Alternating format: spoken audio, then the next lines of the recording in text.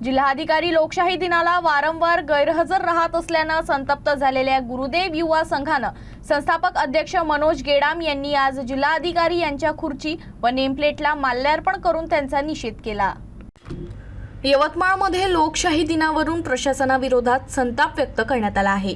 जिल्हाधिकारी वारंवार गैरहजर राहत असल्याच्या निषेधार्थ गुरुदेव युवा संघाच्या पदाधिकाऱ्यांनी जिल्हाधिकाऱ्यांच्या खुर्चीला आणि नेमप्लेटला माल्यार्पण करत अनोखा पद्धतीने आंदोलन केलं।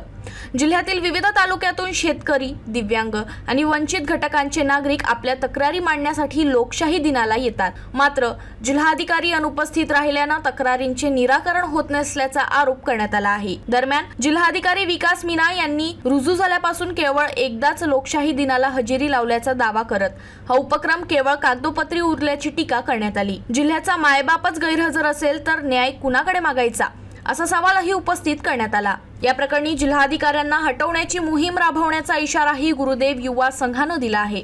पुढील लोकशाही दिनालाही अनुपस्थित राहिल्यास तीव्र आंदोलन छेडण्याचा इशारा देण्यात आला आहे।